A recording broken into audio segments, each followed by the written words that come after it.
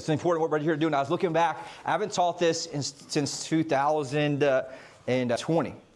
And it was the #1 YouTube video I've ever done by far. And the key parts about selling, I learned it from Warrior a little bit. We've kind of changed it and adjusted it to our sales game. But the whole goal here is just strategic selling, strategic seduction in a way that's much deeper. And I've kind of evolved that over the past couple years. And so I think everybody here needs it. And I've really kind of seen the power of this as I've kind of gone back and tried to clean the seller side up. Been through hundreds and hundreds of leads lately the past 2 weeks. Guess what was missing? Seduction, seduction, seduction, seduction. Most agents are terrible at seduction, even ones been in the business for a while. Some cases previously 10 or 15 years.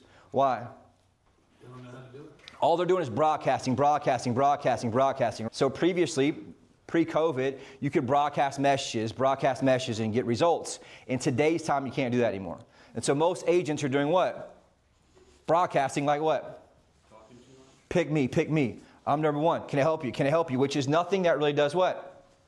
Seduces them to actually do business. And so you have to take things much deeper now. And I was watching the same thing. And as I've stepped in and tried to kind of convert some of these leads to help with that, I've realized that the seduction is not there, but the seduction is so easy to do if you understand seduction. And in today's time, there's so much noise out there, right? You have to be the signal. Noise is like static. I got to be the signal they hear through the static. Does that make sense?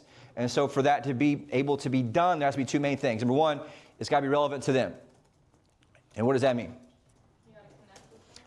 I've got to understand the psychology of that buyer or that seller. Meaning, who are they, where are they coming from, and really, I'm looking at ultimately what? What's their pain, right? What's their main pain? And so most people are not very good at doing that. How do I know it's not in the notes? And as I've gone back with multiple people who've met with sellers before who did not convert them, there's nothing in there. And so I was able to kind of seduce them, bring them back in. I went back to Joe's original call where Joe has a process we went through and what the notes were, what their initial pain was, what they're looking to do. And as I relate that, what happens to them instantly once I relate to the pain or their issue? They connect instantly. Did it yesterday to a guy. Hey, so well, I thought we talked before you were going to go back to Ohio. And all of a sudden his energy changed. Why? I got into his psychology of what he wanted. He knew I knew something in detail. He went from not wanting to speak to me to all of a sudden being open and talking about it and potentially doing something the next few months. That's how you enter seduction, because I have something very relevant to him that's detail based on notes. Does that make sense? If I look back at some of the other agents on the seller side who just didn't make because they weren't very good at it, we're just calling, doing what? Looking to sell, ready to sell, looking to sell, ready to sell. Nothing that, and they weren't even calling them or seducing them, which is the problem. And what I've also realized in doing this long enough, and most recently, is that you got to call them enough and text them enough to get them to do what? Even answer or respond to you. And so the seduction process is super important to make sure I'm going deeper. And I just looked at everybody's notes. It can be much better at every level, every single person in here. And it starts with understanding psychology. And so what's the first place or first thing of understanding psychology? With the client. Know what the pain is. Yeah, but what's before that? Being able to connect with them. Looking at lead source, right? Most people get to the end of the deal. I'm asking them each week, and they don't even know the freaking lead source. What does that tell me? They don't know psychology. They don't understand sales seduction. They're just broadcasting. They got lucky with somebody who got in the net. But like, you have to understand deep level psychology, because the lead source tells me what? How they think, how they operate, what's important to them. So if it's a radio or TV lead, guess what? Much different than a lead source that you buy from a third party aggregate, right? That person doesn't know us. The one who came through the radio or TV knows us. They research us. They've learned a lot of stuff. Much easier process, so different front end and a different presentation, different way to handle that client than somebody who's not come through that. Same thing for sales sign call for someone who's been into our back end system for 3 or 4 or 5 months, getting emails, getting called. Does that make sense? So you have to understand when somebody calls in, what's their psychology? Are they non-local, calling off listing syndications? Are they Zillow? And so what Zillow means, Zillow is further down the funnel. So there's what they call top of funnel, right? Which are things like pay-per-click, all kind of different stuff. Then there's like Zillow, which is like here. Zillow is more middle to bottom of funnel. What does that mean? They're calling in to you specifically. They're further along, so they're not an opt-in. So with Zillow, you don't have to necessarily opt in to get it to talk to somebody. So with most pay-per-click leads, you have to opt in to be able to use the site. Make sense? That's top of funnel. Why? Because that's a better way to get a better cost per lead and allows you to convert and nurture them once they come through that process. Zillow is more organic, whereas Zillow has a way where they're able to have more mid to lower part of funnel, which means it's a higher quality lead, but it's much more expensive. Does that make sense? And so if I know that, I know, hey, look, guess what? They're much further along. It's a faster sales cycle. And so I need to be a little more aggressive in how I do things. Be willing to go meet them at a property. Much easier. Does that make sense? Because that person's further along. Same thing with for a sales sign. If they're calling for a sales sign, they're even further along the funnel than Zillow is. Why? They're sitting in front of a product, they can buy it right now. And they're searching a way that's much more quicker, much faster in terms of how to do it. But that's all understanding what? Buyer psychology, how things work. And so that's something that's super important to make sure that we're looking at with that. And so what's the key part? I'm going to break it down. I'll give you kind of like the 30-foot view first part. But the art and science of seduction, right, how it works, it's got to be a conversation. The problem, most people suck at seduction. What does that mean? They lack a clear communication strategy to bring them in. They're attacking them, right, from a please use me, please buy for me, please use me as your agent, which a lot of times does what to the client?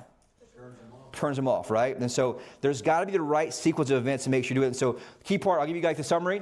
Number one, first thing we got to do is make sure we find the pain. Now, this I'll get a little deeper ahead of myself, but most people are really good at finding the problem, but they're not good at finding the pain. Rookie salespeople find the problem, but not the pain. Relocation here, we're looking to relocate here, right? That's the problem. The problem is they want to move away, they don't like where they're at, right? But you got to realize what's the true pain. And so I've got to get really good at understanding the true pain and obviously going deep with that so I can be able to use that for leverage to seduce them and what they need done. Does that make sense? Second thing I got to do, make sure I go through that, expand the pain. What does that mean? I have to help them understand their pain that they're in, the pain they're avoiding, and I expand that to other areas of their life. Really, there are 4 core areas. So that would be things like, number 1, marriage. Number 2, like health. 3, happiness, right? And obviously, a business standpoint, that's an option. I can do that. But the expand part's what helps me create more leverage with them and help bring them in. A lot of times, this is where you can pull them in the most because you help them get clear on their pain, what they're needing, allows them to want to follow you as a leader who helps solve that for them. Does that make sense? Most people just know they're in pain. They just don't know how to put words to it. And so the better I put words to it, better than they can, the more I can influence them in a big way. And then the third thing I want to do is build the possibility. What do most average salespeople do? They go straight from the problem to just build a possibility. They want to go straight to pleasure, right? Just from the basic problem. And what happens is they skip the most valuable part, which is both the pain and the expansion of the pain. Does that make sense? And so what happens to influence there? It's very weak, right? Because it's based on a very slight foundation, very small foundation, which is based on problem, not the actual pain. Does that make sense? And so what this does, if I do it right, the next phase of this, after I've expanded the pain, right? I build the possibility. The third thing or the fourth thing that does is expose the gap. And the gap is where all the money's made at. The gap is between the pain they're in, right? Words to the pain they have. I don't have pride ownership. I hate my neighbors above me who are making noises, right? I want my kids to grow up in a house, they can have their own thing. Whatever it is, I need to be able to link that to. And ultimately, if that is the case, what's the real pain? Do people go sign up for a payment and put 20% down just to have home ownership? No. What are they really trying to do? Avoid pain. Of like the disconnect that comes relationship when all of a sudden your landlord tells you have to move out next month. And you got 2 kids in the school that you want to be a part of and you can't afford another place nearby. Right? That's the shit that moves people. That's what makes them say, you know what, this is never going to happen to me again. I'm not going to be in a situation where I have to leave next 30 days because my landlord doesn't extend the lease, right? So you have to be able to go deep and understand what's the actual true pain, what's the number one place that links to? What's the number one easiest place that links to most people? What's that? Marriage, 100%, right? It's always the marriage and relationship. And so that's where the stress comes in. That's where the pain goes. And so my job's to do what? Find that and link that. How do I do that? Ask questions, and really I need to make assumptions on what that possibly could be. Does that make sense? And so the problem is most people never go this deep. They just stay surface level of problem. They jump right to the possibility, and they leave all the influence. And through that, the seduction's lost, which is why they go with somebody else in many cases, and which is why they leave you unread. They leave you not responding to you, not answering to you, because we're just basically sitting back, kind of being an order taker, hoping they fall into our lap. Does that make sense? And so we got to be very, very good at doing this. And so the key here is we got to make sure you move them down the road, right? Step 1, step 2, step 3. I want you to write this down. The bigger the price, the longer the seduction process. The bigger the price, the longer the seduction process. What's that mean? Like if they're higher end, they got to think about it more. Like they are more analytical and like Yes. they see right through. It takes longer for them to get emotionally there, right? They want it, they desire it. That's why you see them get hot and cold, hot and cold, hot and cold. Why? It's very scary, right? And so when it's scary for them, they get hot, pain comes, they get numb again, they sedate their life, right? They go back to social media, whatever else, and they bring the other part in. Make sense? So that's the key thing we got to make sure we're understanding here. Third thing, right? You got to understand, hey, what's the information you can provide that will address the conversation in your head? I got to be really understanding what's the conversation in your head. There's 2 conversations you always have. There's one with you, which is like one 20th of the reality. There's one themselves, which is the actual reality. Does that make sense? And so the better you are at your certainty, the better you are at your conversion, your questions, the more they're going to tell you, and the more intel you have for psychology. Ultimately, which leads to what? Seduction. Does that make sense? That's the key part here. And so you have to make sure you're studying this so you can become lethal with it. And here's the other thing. It's important we find the pain, expand the pain, build the possibilities, expose the gap. The gap's where all the money's made at, and salespeople aren't born, they're trained. Some have a natural capability, but great people get good at this by training. What does that mean? You practice it, which is understanding the psychology at a deep level. We teach a lot of that here, right? We practice that through questions and getting second and third level questions to help look for real identities and real issues, I guess you say, which make a big difference. And here's the deal, right?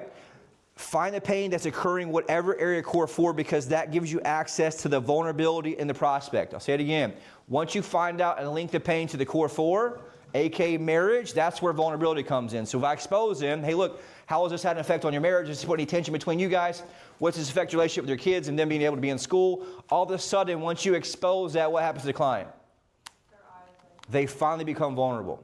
They quit fighting you on everything. They quit trying to battle you on everything. And so that's the key thing here. Is important to understand if I can unlock this piece and get good at this versus being an order taker on the top level, at that point they're going to become vulnerable. And so the better you are at doing that, right, the more vulnerable you get and the more influence you have over the conversation, which is important. So find the problem versus pain. We talked about that. Real case, you find the problem. The pain's the hard part where the true influence begins. I want you guys to write this. Pain is the neighbor. It's the unintended consequence of the problem. And so my job is to get good at what they call the unintended consequence. So how do I get good at that? I got to be good at taking whatever the pain is or the problem, identifying the pain, and doing what? Put the knife in, twisting it. Ultimately, how do I do that? I link that to the future. Are you guys with me on this? And I start asking questions, but the unintended consequence is where all the leverage is at. It's uncomfortable. It's very difficult and it's uncomfortable. Number one, they don't know what it is in most cases. Right? They don't know what it is in most cases. And so if I can be the one that uncovers that, what happens? I become the true leader they follow. I become someone they want to follow around. Does that make sense? So very, very important piece there to understand. So again, pain's the neighbor. The unintended consequence is the piece that moves them. And it's the neighbor of the problem. And so pain gives vulnerability, right? We have to get them out their head into their heart. And so what are some questions we ask? If you continue on this path, right, paint out for me what things may look like. If you continue down this path, paint out for me what things may look like. Like, if you continue to, like, I guess, selling your house, if you continue to have your house listed on the market for this long, like, what does it look like for you? If you continue to tell the price and things get worse and the market continues to go down and you guys don't get moved back to see your grandchildren and you don't move for another 2 years, what does that look like for you guys? It's a very easy way to ask that question and say that question. Does that make sense? So that's something that's very important to look at. Number two, if I could just imagine a situation where things were blank. Right? If I could just imagine a situation where things were blank, where you guys moved down here and you could spend 3 years with your grandchildren and you didn't miss any time with them, what would that look like for you guys? What would that feel like for you guys? Right? And so I'm putting them to a place of what? Future pacing. That's called future pacing, right? I put them future pacing. So what does that do there? I go them from their head to their heart. So now all of a sudden I quit worried about numbers in my house, and what do I start thinking about? Love for my grandchildren, right? Love for missing out on them, having these times to miss out. But most people aren't doing this shit. They're talking about numbers. Here's the comps, right? Here's what the numbers say for your neighbor's house, and they're too scared to go here, which is what actually moves them. And numbers don't move people, things in their heart do. They miss out on, fear of loss, whatever it is. But I have to be able to put them into a place of future pacing, and that comes with emotion. Third thing here, I want you to imagine and describe to me how that would feel to have blank. I want you to imagine, describe what that feel like for you guys to get back to your grandchild before their second birthday and be able to experience that entire year with them, right? I want you to imagine what it'd be like to be here in summertime and have your grandchildren visit you in your second home or condo here on the ocean and build those memories at the pool, right? Most people are scared to do this, but what do great salespeople do? And what do you do on a timeshare tour, Jeremy, when you're at a tour on a place? Imagine what it's like staying here in this resort. Now you're in a 2-bedroom condo instead of the hotel that you're in the Holiday Inn. What's it like with your kids? And you have to do those things. It seems corny, but what does it do? It gets them in the place, and the people that do it, it works. But people in real estate are too scared to go there. And times sure they hammer it into you, right? Because what it does, it future paces people into this place where they're emotionally in that, and guess what? The cost doesn't matter then. Does that make sense? That's how you get somebody who doesn't make hardly any money to buy a $100,000 package they probably can't afford. Why? It's emotion. Logically, it makes zero sense, but now they want to give their children, for them to have the opportunity to be able to create these memories. It's the same exact thing here when they're moving here, or they're moving back, or they're selling their house. Does that make sense? Now, do we do that for manipulation? No, we do this to help them get what they want. They came to our website. They told us they want X, Y, Z. They want to sell their house. They want to buy a house. And so my job is to help them get past the fear of the numbers, whatever it is, and get them where they need to be. Does that make sense? Or they can wait 6 more months or 12 more months and go to 3 different agents and not get the house sold. That's what most of them do. They work with a bunch of order takers who can't tell the truth about price, don't get the price down. They go through 6 different agents. Finally, somebody gets it down after enough pain. Does that make sense? I want to be the one that has an obligation to tell them the truth now so I can get them here before their grandchild is 4 years old. Make sense? And so that's the key part you got to get really good at understanding this piece. And then the fourth one here is we got to build to the possibility. We don't solve their problem. I build to this possibility, don't solve the problem. What does that mean? You can't solve the problem. Yes, and so many agents, we try to be a savior. And I'll talk about this in a minute. This is how I'm going to help you get here. We're going to help you move down here. We're going to help you get your house here. And so you skip all the important part, which is like what? What's it going to feel like? Just imagine what it's going to be like, because you're going straight to fixing the problem instead of having them do what? Self-discovery. Self-discover the possibility. That's a true seduction, right? And so what makes the seduction process that much better, right, with humans is what? The process, the self-discovery. Moving from point 1 to point 2 to point 3 to point 4 and not skipping from 1 to 10. Does this make sense? That's what makes the experience better, the enjoyment better. And that's what you got to get really good at, is understanding this piece. And I'll kind of go through in a minute kind of how to do that. Does that make sense? And so how does that pain affect their life, right? But you have to take the problem and find the pain associated with the problem. How does it affect their core 4? I expose it, I build it, and I have to paint the picture of what shit looks like if it goes unchecked for the next few years. I'll say it again. Really important. I expose it, I build it, and I paint the picture of what shit looks like if it goes unchecked for the next 2 or 3 years. Let's say they're selling a house right now. They want to go back to Virginia, be next to their family, right? And I want to paint the picture. Hey, let's tell them what it's like if we don't reduce the price, don't correct the price. All of a sudden the market does drop 5 or 10%. Prices drop 5 or 10%. You continue to stay on the market. You follow the market down. You miss another 12 to 24 months of your grandchild's life. And now you lose $15,000 to $20,000 in equity, and now your grandchild's 4 instead of 2. What's that feel like? Is that going to be uncomfortable? So is a listing expiring too. So is them hating you because it didn't sell, right? I'd much rather them hate me for telling the truth than hate me for it not selling. Does that make sense? And so that's something that's very, very important to look at and understand there. And so we have to show the possibility after that, expose the gap, and we have to have them, I want you to write this down, they have to sit in the pain of the gap. That's what moves people. The longer they stay in that gap, and they realize what they really need to do. And so one thing we've really kind of taken this to the next level, as I've kind of learned this and taught this over the years, I went through the certified trainer process, talks about, we talk about this thing from pit to peak, right? What does that mean? Where they are the lowest at the highest. You have to always create this gap. Everything you do in your life in sales has everything to do with pit to peak. Everything pit to peak. So what I'm doing is I'm looking to find the pain. Initially, I'm looking to find the problem, then the pain associated with the problem, and I'm looking to say, hey, what's the pit? So what's the pit in association to the pain? It's important. I found the problem. I found the pain associated with the problem. Now what's the pit look like? The pit's worst case scenario. And when I paint that, that's what? Worst case scenario. And so my job as a salesperson, as somebody who can seduce and basically take them through the seduction process, is help them associate the pain to worst case scenario of what? Not taking action. Why is that important? And what's the problem with humans? They don't move until the pain's really strong. The problem with most humans, what do? They wait till their whole life burns down before they actually do the shit they know they need to do. Make sense? And so my job as somebody who can influence them as a leader, I need to get them to that emotionally first before it actually happens so I can help them avoid it. Does that make sense? And so if I can get them there emotionally, instead of God getting there emotionally by them basically avoiding the situation, then it's much more effective for me to have them have a reference point of here's what happens if you don't take action today. Here's what the possibility is if you do take action. And I need them to sit right here in this part right here we call the gap. And if I have them in that place of the gap, guess what happens? That's where influence starts. And so at that point, I have the ability to influence them on what the reality is, what they need to do next. And if you do this right, what's the number one question they're going to ask you? What do we got to do next? And if you do that right, how much easier is a client who asks you what to do next versus you telling them what they have to do?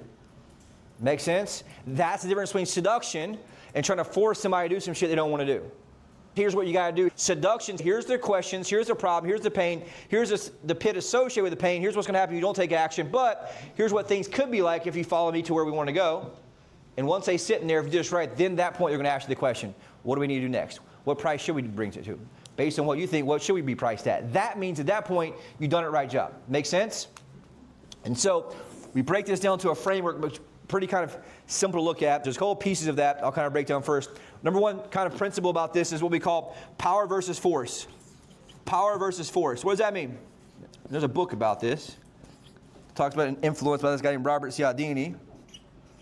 One, you're manipulating and kind of forcing somebody through your argument. The other is you do it right, get down in the gap, you're using your power to let them decide themselves that they need to take action. Right? And so power are things like agency. And agency means what? Agency means they can choose, right? With power and me moving the right way, at that point, they're choosing to move forward. They're choosing to that next step. They're choosing to take action to do something with me, right? Second part of this you're looking at is capacity. You're looking at yourself as a director. You're directing where things need to go next versus forcing it. Agency, director, right? Capacity versus on the force side, you're looking at things like dictator, compulsion, right? Where I'm forcing them to do stuff. And if I do it through the dictator role where I push them, what typically happens?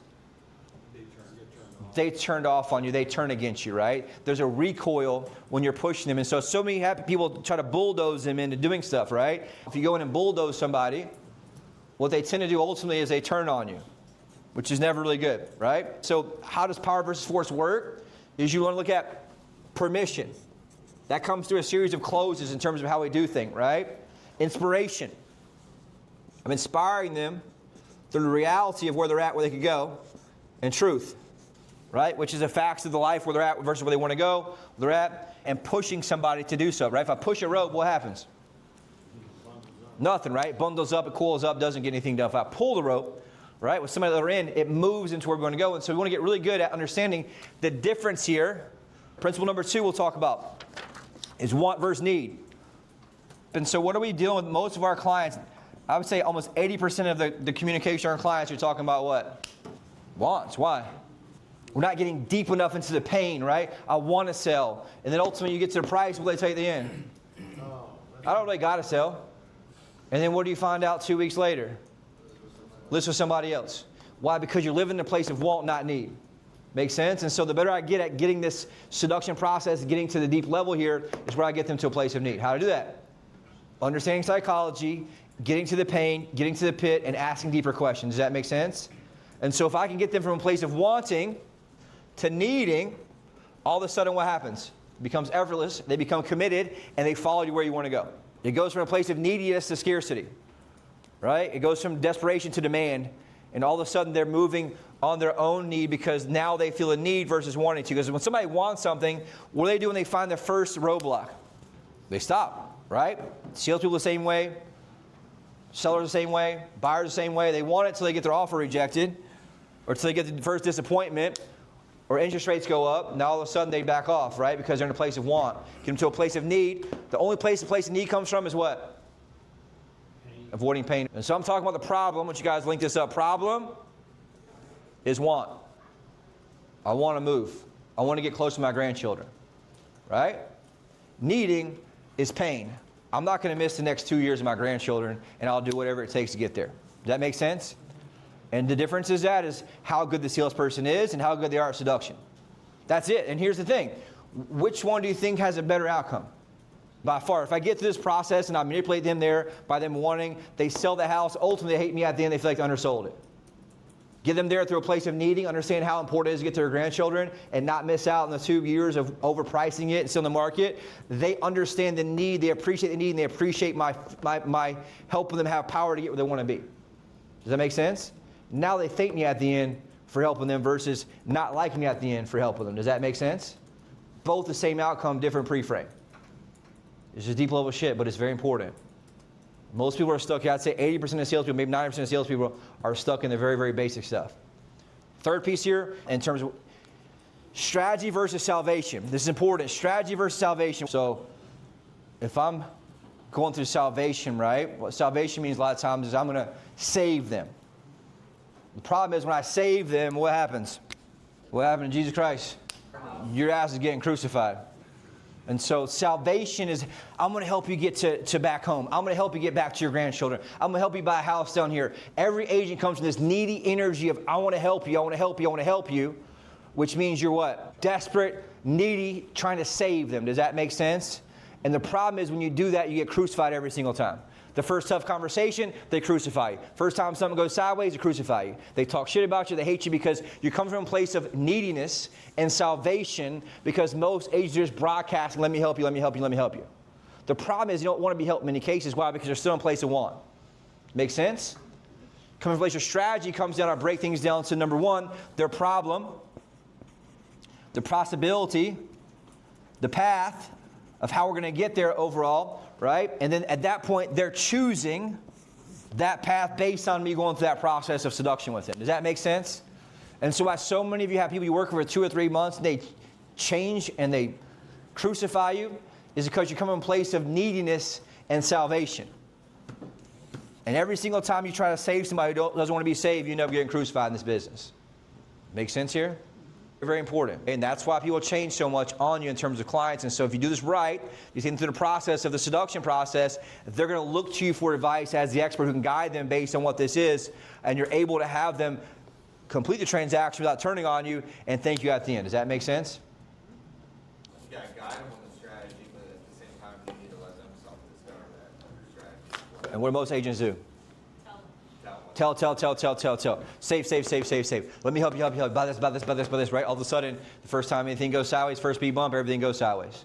Now you're back to starting over, and they're going agent to agent, bouncing around without anybody actually guiding them and taking them through the process of this self-discovery. Does this make sense? And so this is high-level shit, but a lot of people just still don't do it. And so it's important for us to look at that and understand, how do I do that? Last couple things here is patience versus panic. I want you guys, right? Panic is an energy. Right? You come from a place of scarcity or desperation. Most agents come from a place of panic, meaning first time something goes sideways, you can feel in panic, right? It's an energy. Where patience is what? I step back, I pull them in, I seduce them through the process of being very patient. If I know I do it right, I'll understand their pain, of two-stepping them.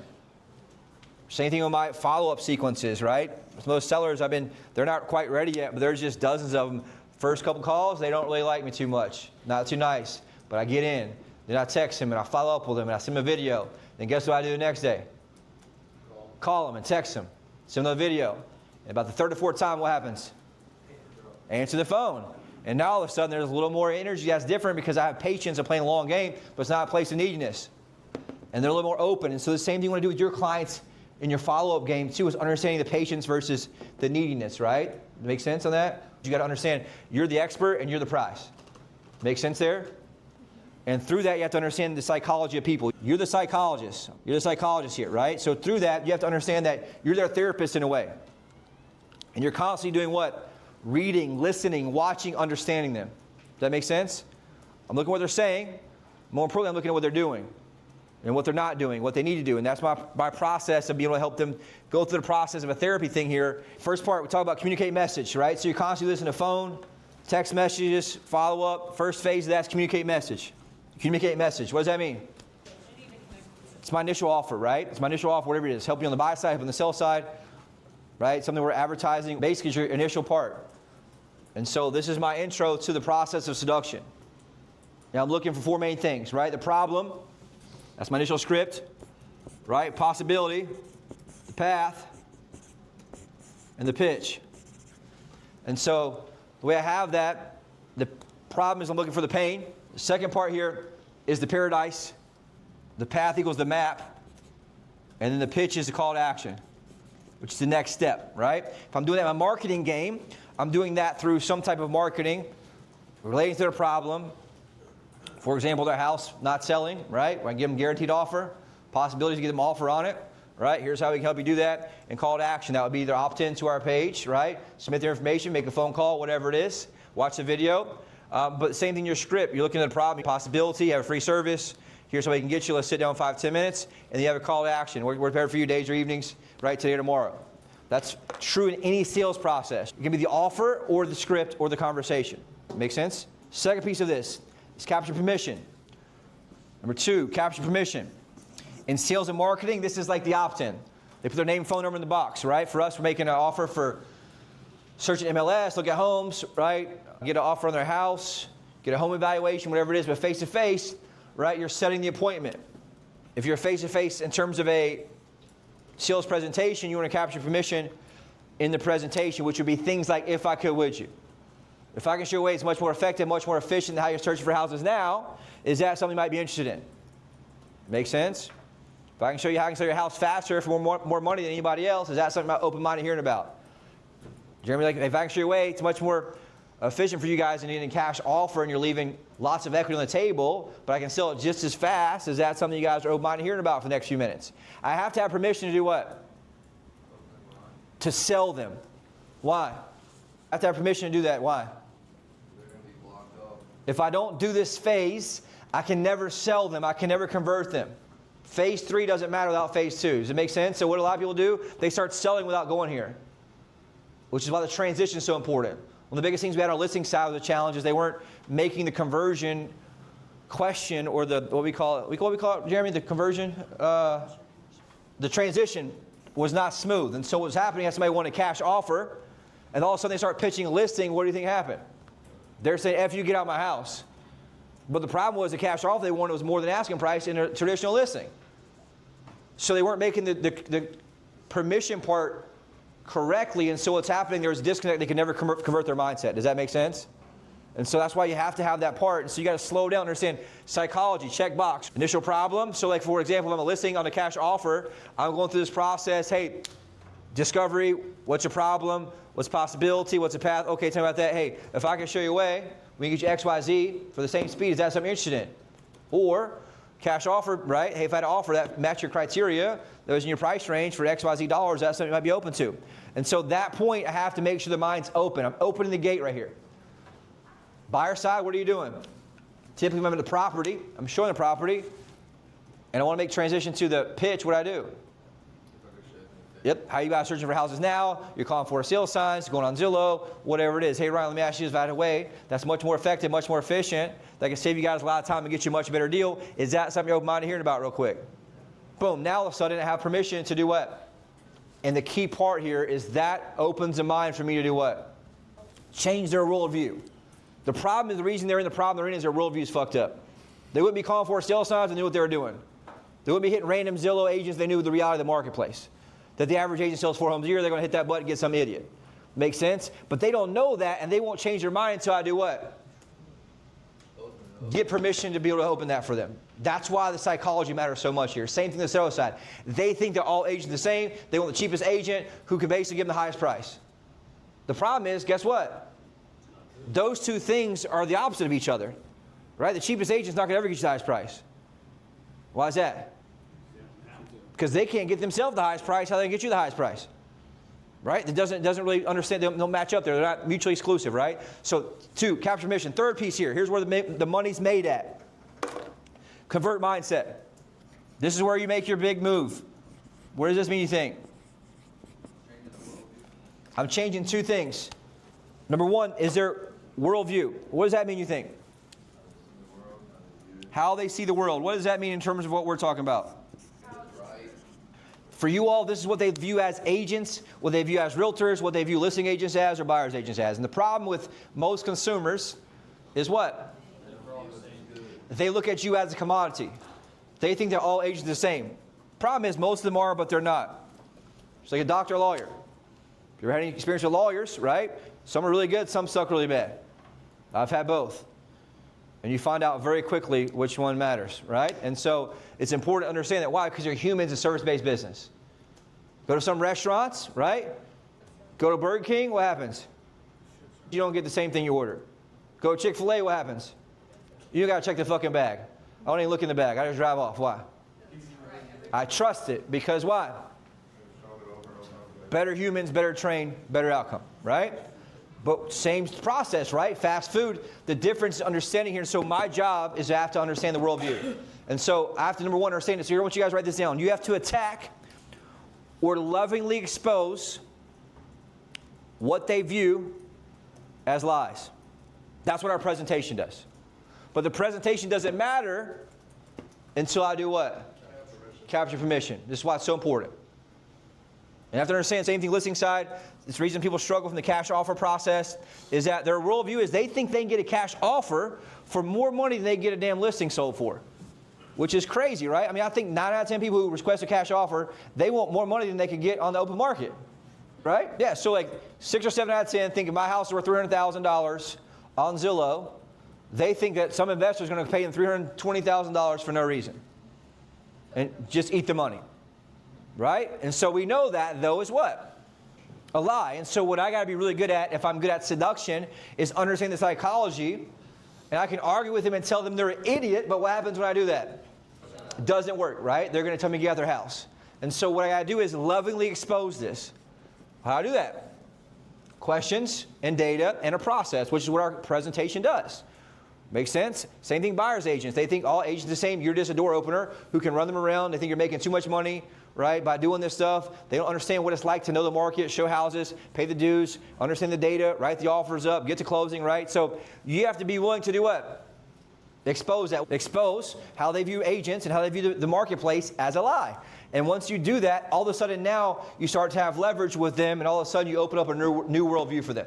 Does that make sense? And so the second part of this is I have to make them consider a new possibility.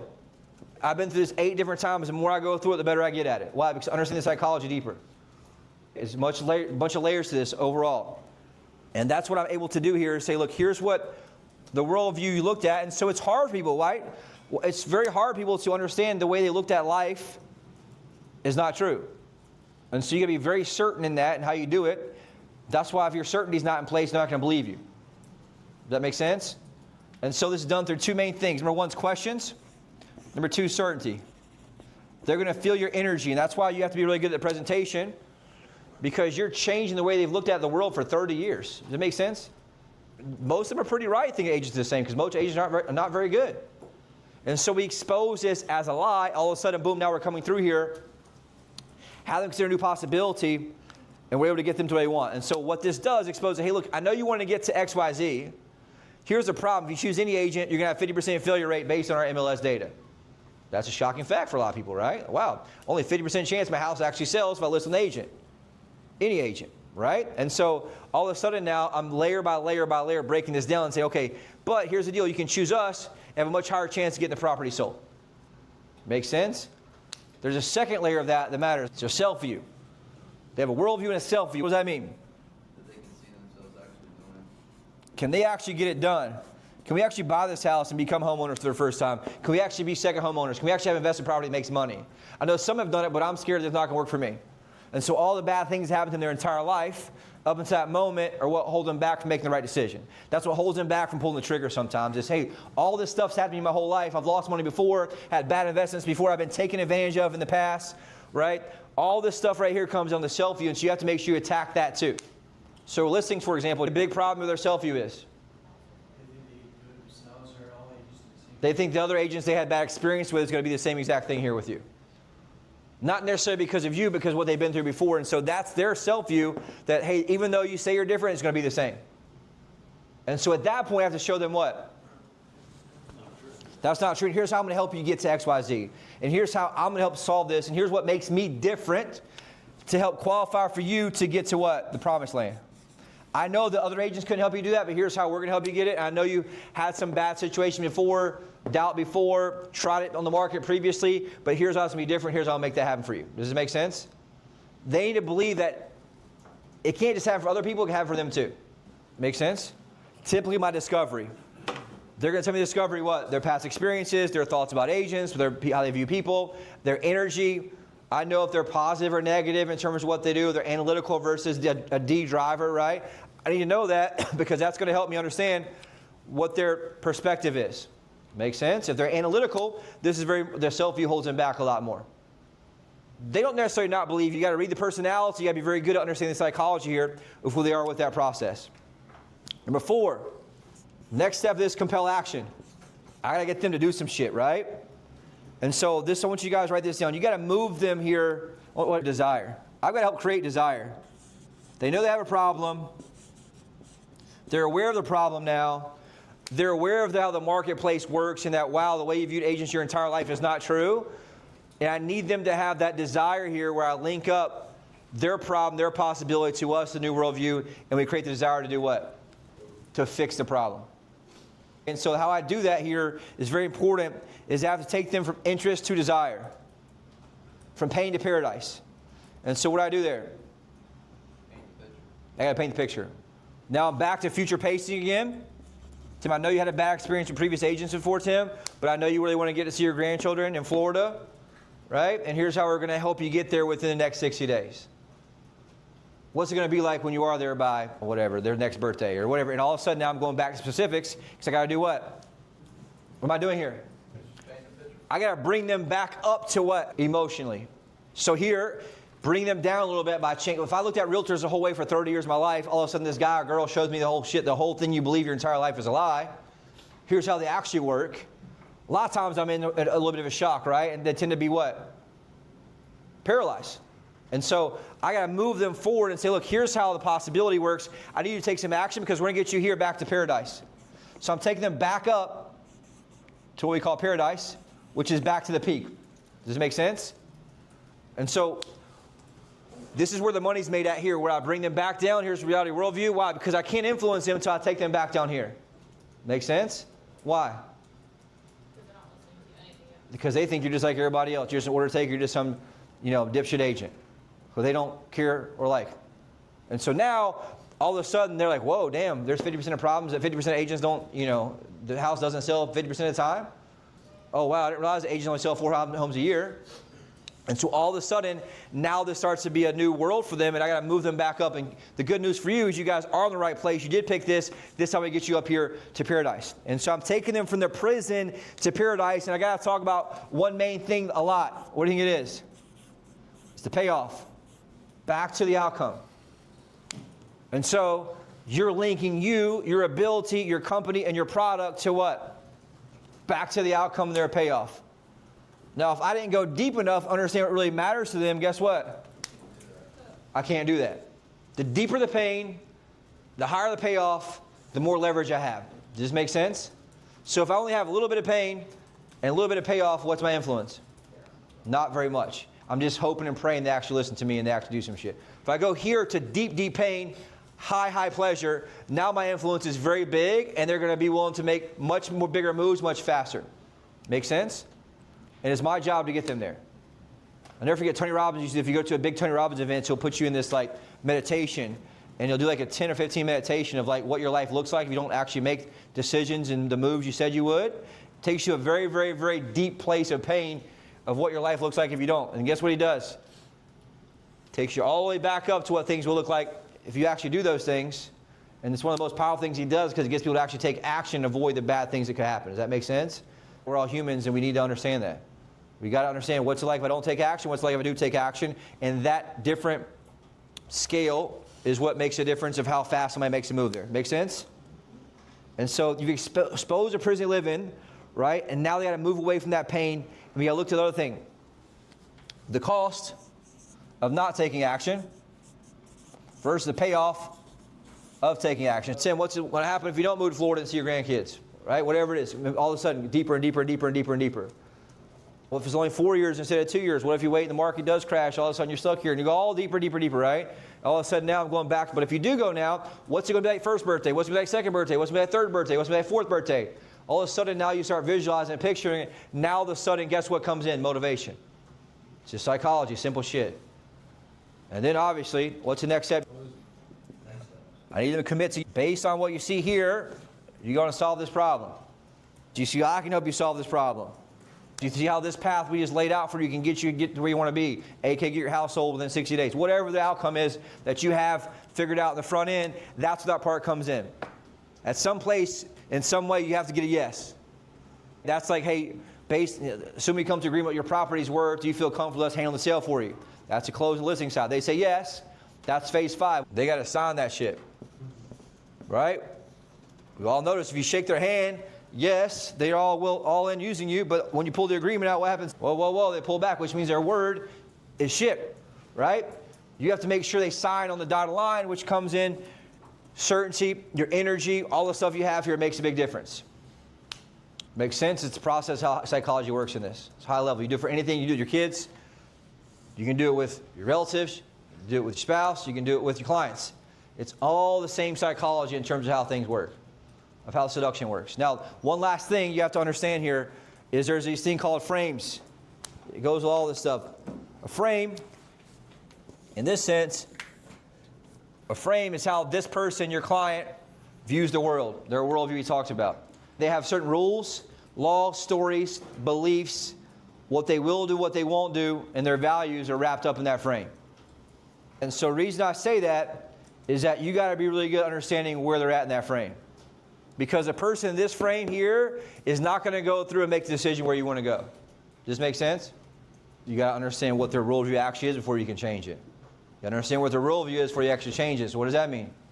What do you think about agents? What's your previous experience like? I mean, how's you sold before? What's your thoughts on it? What's your strategy for selling it? Right? Whatever it is. Like there's one guy who didn't get signed before. Well, I was just called yesterday. He didn't answer. But he's in foreclosure, and he's selling his house by himself on Zillow. What does that tell you? Really fucked up worldview, right? Like, he's literally in foreclosure, and he hasn't listed whatever it is. That means, number one, our agent really screwed it up. Number two, their worldview is screwed up. So I got to be able to go in and understand where's his worldview at first, but know that this guy or this girl in this frame cannot get in this frame. My job is to understand where it's at and change that. And so first thing to do is clarify the target, right? What's the target's current frame? What are their beliefs, their stories, their pains, their pleasures, their desires, their patterns, their behaviors? What are the facts right now about how they view the world? And that comes through what? Being very good at psychology and asking questions. I want you to write this down. I must reach in their world and meet them where they are. A lot of times we tend to sell them based on where we're at instead of where they're at, which is where the disconnect comes from. So for example, if I have a guy who's in foreclosure, who's on Zillow, and not listed, and we don't get it, what does that mean? Does that mean he's a dumbass? Not necessarily. It means I didn't meet him where he's at and moved him to where he needs to go.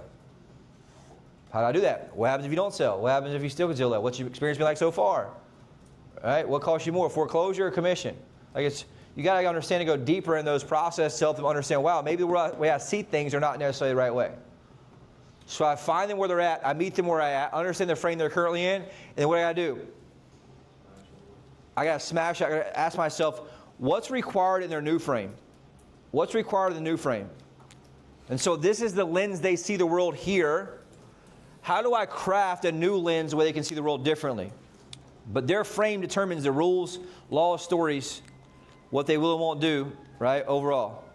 And so that's the key part here in terms of what's required going forward. And so how do I do that, right? I got to make sure that I'm going deep on that level. I'm making sure I'm communicating them different ways of doing that. And sometimes it may take 2 or 3 or 4 calls to do so.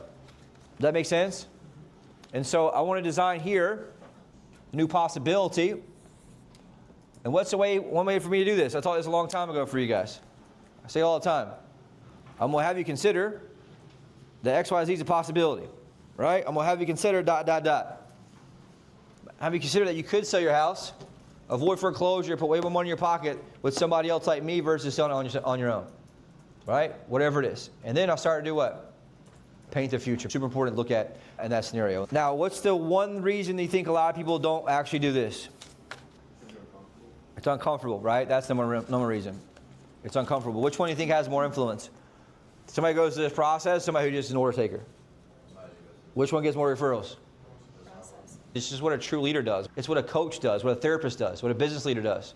You take them through this process, guess what happens? They buy from you, they thank you for taking their money, and they send referrals. And they trust you forever. If I move them along and force them in the process, which is skipping the steps here, what happens? They resist, they buy, they have remorse, they sell, they have remorse, and they move on and talk bad about me. Right? And so you got to be really good at understanding that. Now, here's a couple things. A lot of people make the mistake of thinking people should buy from you just because, right? One of the worst assumptions you can make is that just because we put up a sign or, make a phone call, they're going to do business with us. Or we set their search up on e-alert. There's zero loyalty. So you got to be very, very good at going through this process, understanding, look, here's what you got to do, right? You want to force a sale overall. And so people only buy when they've been converted. What does that mean? They only buy when they've been converted from here to here. So, wow, this is a new possibility. All of a sudden, they go from interested in having a second home, interested in having an investment property, interested in selling their property and moving back to Virginia, versus now they can see themselves truly in that position. Some are naturally easily get there. Some are a little more difficult to get there. The better you are at getting everyone there, the more money you make. But again, this is an art. You got to take some time to get good at this. Most people are very, very bad at painting in the beginning. They don't study, they don't practice it. And so this is understanding this high-level psychology here. And the one thing you got to get really is this part here, which is the questions. And what if I could really give you a summary of this? Number one, you got really good at reading them. Number two, you got really good at asking the questions. And number three, you got really good at leading them. How do I lead? I lead them through new questions. What if this happens? And so you got to be very, very good at being on the fly with that. When you get to the tipping point, when you're at the tipping point, you got to be able to hold energy in the close. Most people screw the close up. Number one, they live in the land of maybe. The land of maybe is for losers. I want to live in a world of yes or no. So if I personally live in a place of yes or no, what happens? It's much easier to hold somebody else to a world of yes or no. Make sense? So if I can't lead myself very well and hold myself to a high standard, what's my ability to hold somebody else to a high standard? That's secret number one right there. You got to make sure you lead yourself first at a high level before you can hold anybody else at a high level. That's why great salespeople who show up and do the work can sell more shit. Make sense? The ones who don't show up consistently can't hold a high level, and in turn, they don't sell a whole lot of stuff. So number two, your energy's jacked when it comes to closing. Your integrity is not fully locked in, so you're scared to have really good energy. When you make the close, what happens? Your energy is very off. It's very shaky. They can feel uncertainty from you, and they tend to do what? Back off and recoil. They just feel the energy from you. And so you got to practice this and role play it. That's why recording is so important. You can say the words the right way, but your energy's off. They can feel it. You can hear it, and that's where the uncertainty comes in. Make sense? And the other one here, which is super important, I think, to look at, is that you struggle to hold people in the space of bold decisions and commitments. A hypocrite who's out of alignment and integrity with themselves when it comes to making commitments lacks the power outside of motivation, manipulation to keep people in a place of bold commitment. The secret to doing all this shit and winning in life and winning in business is you got to be willing to not be a hypocrite. You got to be in alignment with integrity. And if I'm in alignment with integrity, I have no problem asking the tough question. No problem holding them at a high standard. No problem having them hold to that deep commitment, because I'll hold myself to that level when I believe in that and I'm able to hold them. And I know what happens if I let them off the hook. They're going to go some idiot agent and they're going to get a bad outcome. But if I know I'm not really doing the work and not making the phone calls, not showing up and not practicing, not role playing, what's my uncertainty say really subconsciously? I don't hold the line, I need to hold the line. That's why you don't close, you know you need to close. So it's not a closing problem, what is it? Integrity problem. And I can't fix that, only you can fix that, which is why I taught that, 2 or 3 weeks ago, what that was, okay? And a lot of times in point number 4, people get all the way to the point of decision, right, where they have to sign, and what do? They fuck it up. Why? You have to live in a place of powerful yes or no. I want the end to get powerful yes or no. And I'll take no more so than maybe. Make sense?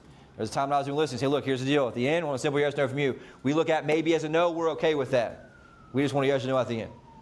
Make sense? And so it's very, very important to look at and that. And so point number 1, you live in a place of clean, simple yes or no's. Your energy, when it comes to closing, is clean, calm, connected. Number 3, you have no problem holding people in a space of decision commitment. Number 4, you love getting people to the point of decision, and you really mess up the close. I want you guys to write this down too. I believe in this a lot too. It's your moral obligation to close and collect commitments. It's your moral obligation to close and close, tongue tie there. Close and collect commitments. What do you think that means? A lot of people just are scared to close. They think it's not good, or they have a predetermined thought about sales. Why is it so important to have your moral obligation? You're not going to feed your family if you don't close. What if it's about them though? It's about them. I mean, Yeah. Because if they meet some other agent, they get screwed over. That's on you for not closing. If they meet some other agent, cost them $100,000, that's on you for not doing the, signing them and closing them. 100%, right? And so that energy is very important, where I believe that we have the best product out there, people. I believe that we work harder than anybody else. I know I work harder than anybody else, right? Up early, doing stuff. And so I believe I'm the right person for them to do business with because I'm going to get the job done. Not some part-time agent who doesn't study the market, who doesn't really care who's playing golf 3-4 days a week, right?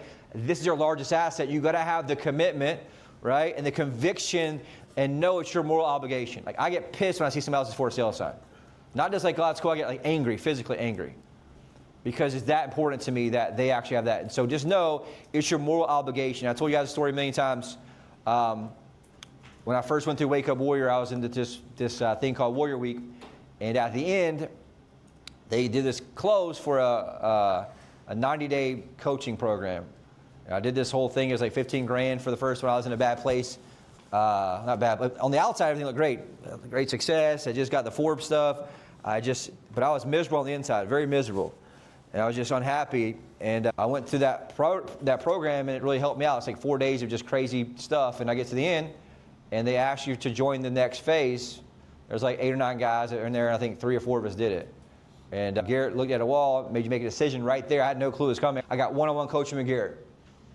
$50,000 one time to do it for 90 days. It's a lot of freaking money, right? Guess what he did? Looked me in the eyes, closed me very, very, very hard, and put a lot of pressure on me. Was that good or bad? The best thing ever happened to me. Changed my life. I'd probably be dead at this point. I was taking 330 a day in Adderall. I was in all kind of crazy stuff, drinking 6 to 9 beers a night to go to sleep. Miserable. I'd probably be dead. And so that ability to stand there and have a moral obligation to close to change my life because he believed in the product that he had and ultimately did change my life was the best thing that happened to me my whole life. And through that, it's affected other people's lives in the wake effect of him affecting me. Does that make sense? And so today I'm thankful for him to have the ability and the backbone to close me in that world because it changed my whole life. And so you guys need to have that ability too, stand in that and believe in yourself, believe in what you do so that you can hold that energy when people know it's time to come down there instead of just folding in. How do you do that? You work on you, right? To know that you're good and practice the market, know things are going on, and believe in yourself and know that you got the right thing and you're at the right place with us. And the last thing I'll put in here is that you want to fall in love with the result of what you sell, not the process. So if you're selling here in Myrtle Beach, you want to be confident in like people living here, buying here, right? The number one destination people are moving to in the country, state-wise, right? And so you want to believe in that, believe in the product of what life is like living here versus being stuck up north or wherever else they're at the same time believe in getting them where they're at with their grandchildren or whatever. I don't have a problem closing them if I know the importance of them getting next to their grandchildren or moving back home to the family or watching their mom and her last few years or whatever the outcome is to get it sold. I want to believe in the result, which allows me to do what? Push harder, hold the line, and demand an outcome or demand decisions on the back end. Make sense? All right, so I think it's important everybody kind of goes deeper. And the reason I'm sharing that is that you guys can have the ability, the psychological ability to close harder. I think a lot of times you can know the close and know the objection handler, but you just get scared to do it at the right time. And part of this understanding the process and the psychology, so I can know it's so important for me to hold the line and that I have an obligation to do so. Does that make sense?